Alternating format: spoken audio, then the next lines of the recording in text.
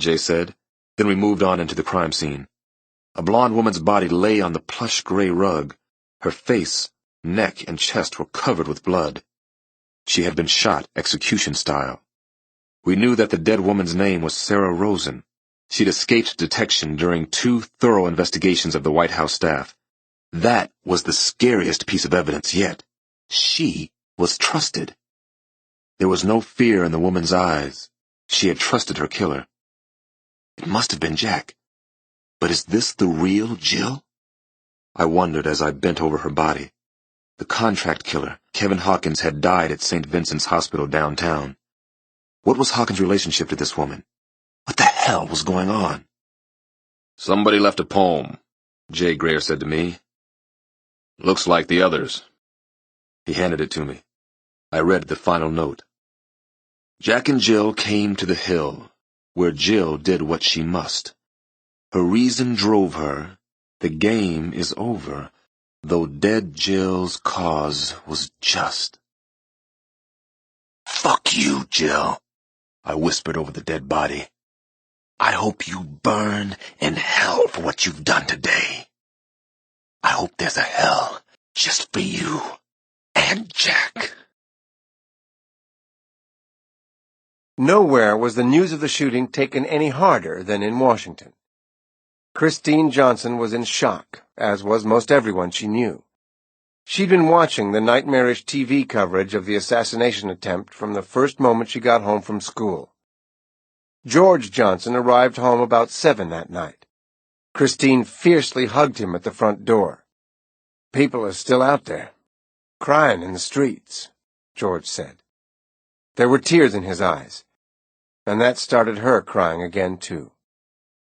George Johnson held his wife tight. He loved her so much. "I'll fix something to eat. We can watch the dregs on CNN." They had barely finished supper in front of the TV when the front door bell rang. Then it rang a second time. Whoever it was wouldn't go away. "I'm coming, for Christmas' sake," George said as he hobbled toward the door in his stockinged feet. He peered through the peephole, then turned to look at Christine with a questioning scowl. "It's some white kid."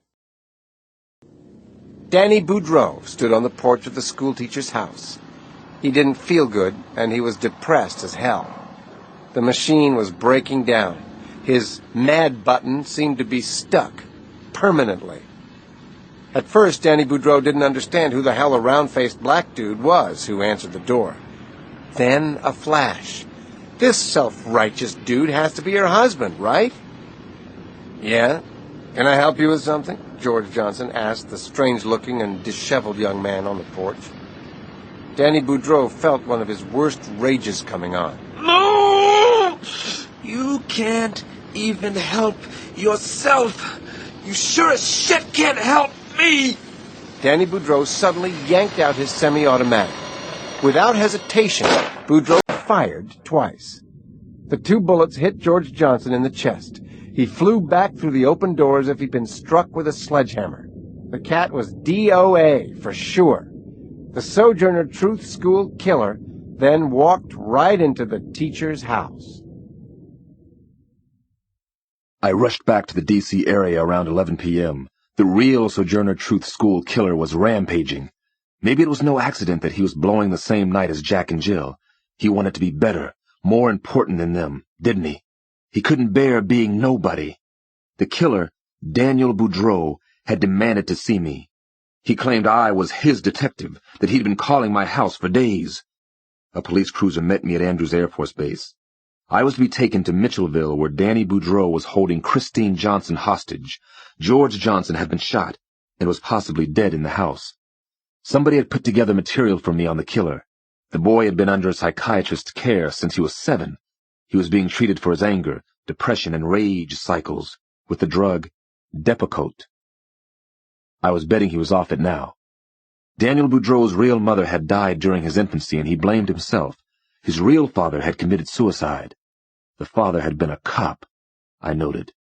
Probably some kind of transference going on inside the boy's head. It didn't matter now that the Boudreaux boy was 13 years old. He had already murdered 2 small children and a classmate named Sumner Moore. He was another monster. A very young, horrifying monster. Outside the Johnson house, I spotted Sampson, who was half a head taller than the other policemen stationed there. "Glad you could make it to the party. Friend of yours wants to see you. You remember, Alex. He's just another stone killer." I began to pay very close attention to the staging area that had been set up around the perimeter of the Johnson house. A late model van with its back door open held TV monitors, state-of-the-art sound equipment, and phones. A helicopter was spraying high-intensity beams on the rooftops and trees.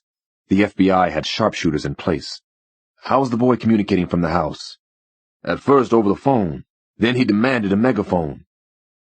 "Is Christine Johnson still okay?" "Appears to be all right so far. We think she's holding the bad boy in control somehow, but just barely." A voice on the megaphone interrupted us. The Sojourner Truth School killer had decided to speak. "Hey, you dumb bastards! Remember me?" I got to hear Danny Boudreaux for the first time. He sounded like a boy, nasal, high-pitched, ordinary as hell. "You sons of bitches are screwing with my head, aren't you?" he screeched. "Alex Cross is here, and you didn't tell me. I had to find out on the TV news. You have exactly 30 seconds, Detective Cross. Now make that 29. 28. "This is Alex Cross. You're right. I'm here. I just arrived, though. I came because you asked for me." "Well, it's about time, Detective Alex Cross. It's so nice that you can fit me into your busy schedule. Mrs. Johnson thinks so too. So come on in. Let's have a party." The boy was openly challenging me and my authority. He needed to be the one in charge. Sampson was scowling from ear to ear. "We don't need another hostage in there," he said in no uncertain terms. What choice did I have? If I didn't go in, he'd kill Christine. I pushed open the door and finally saw the Truth School killer in all his insane glory. Danny Boudreaux wasn't more than 5'3" or 4. He had thin, squinty eyes like a rodent, large ears, a bad buzz haircut. He was an odd-looking boy, clearly an outcast, a freak. He had a Smith & Wesson semi-automatic aimed chest-high at me. "Military school," he reminded me. "I'm an expert marksman, Detective Cross." The only thing that mattered in the universe to me right now was to get that gun away from him. Although Boudreaux's hand was steady enough, he appeared to be more mentally and physically out of it than I had thought. It was in his eyes. They darted about like birds caught in a glass bubble. His short hair was dripping with perspiration. His glasses were slightly fogged around the edges. Behind the glasses, his eyes were glazed and shiny wet. He looked the part of the Truth School killer. "Hello, Danny." I spoke to him in as low-key and non-threatening a way as I could. "You called, and now I'm here." He kept his distance. He was a jangle of raw nerves and incredible pent-up anger. He was almost definitely suffering a withdrawal from his prescription drugs. Christine Johnson was standing in the darkened living room behind him. She looked frightened, sad, tired. George Johnson's body lay on the marble floor in the foyer. "Christine, are you okay?" I called across the room. "She's fine, man," Boudreaux snapped at me. "This is about me." "I can understand how tired you are, Danny." "I can shoot this son of a bitch real well." He was overly concerned about how I viewed him, how competent I judged him to be. He had me confused with his real father. "I believe that you can shoot extremely well," I told him quietly. I knew it was what he wanted to hear. "Are you all right?" I asked Christine again. "No, not really," she whispered. "Shut the hell up!" Boudreaux yelled at both of us. He pointed his gun at Christine, then back at me. "When I say something, I mean it." I realized I wasn't going to get the gun away from the boy. I had to try something else. He looked way too close to the breaking point. I decided to make a move immediately. I took a couple of slow, deliberate steps toward the living room window. Don't get any funny ideas, he told me from across the room. I'd already made my move. I had positioned myself and Christine on opposite sides of the living room. What do you think of me now? How do I stack up against those assholes Jack and Jill? Danny, I haven't been impressed by any killers, and I'm not impressed by you either. His mouth twisted, and he snarled. I have to kill you and Christine, you know that, he said as if it made all the sense in the world. Why do you think you have to kill anybody else? I asked. I have to kill people because that's what I do. He cackled and wheezed like a fiend. Christine sensed what was coming. You've been trying to trick me, Cross. That's why they call him Mr. Rogers' voice. You're right, I said. I've been talking like this real softly to distract you. You blew your game. You can't shoot both of us. Daniel Boudreau stared at me, then quickly back at Christine. He knew what I'd done now. One of us would get to him if he shot the other. He couldn't have his final blaze of glory. He swung the semi-automatic toward Christine. Danny! I yelled and started to move on him. He hesitated for an instant. Then he fired at Christine. She spun out of the way. I was in the air. I crashed into Danny Boudreau, crushing him with a full body blow. We were down in a sprawling heap. The boy screamed in his high-pitched wail. I wrenched the gun out of his hand. He tried to bite me. Then he growled. He began to have a seizure. His arms and legs were thrashing, his pelvis thrust forward. Then his eyes rolled back and his body suddenly went limp. Foam spewed from his mouth. He made choking and gurgling sounds. I flipped him on his side. His eyes finally rolled back into place. He lay limp on the floor, a pool of wild, bad boy.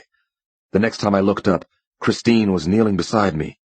Danny Boudreau was trying to say something, but I couldn't hear what it was. What did you say? I asked. He spoke in a tiny whisper, almost as if there were no one inside him anymore.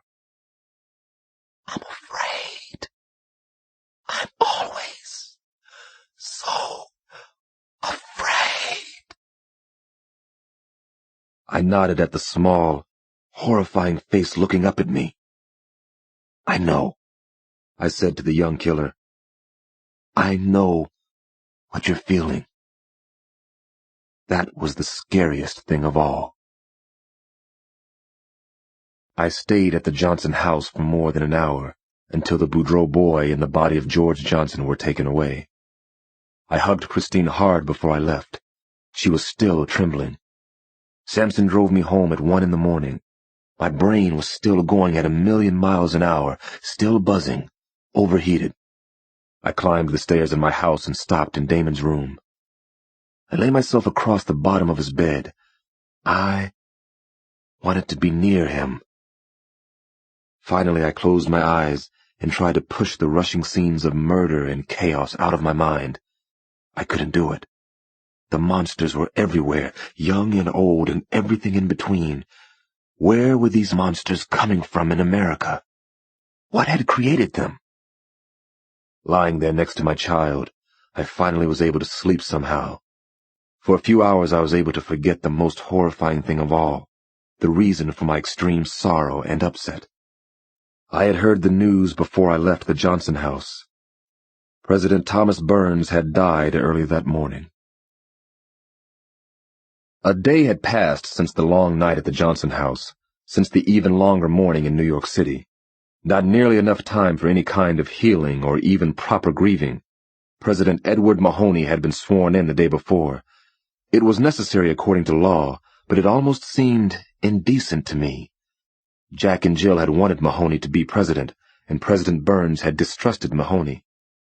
It was a little past 9, and I had just gotten up. I was still sleep-deprived and trauma-shocked, but I was also much better. John Sampson was waiting for me in the kitchen. "Your Mr. Gray called a little while ago," he said, pouring a cup of coffee. "He said they're looking over Jill's office in the White House.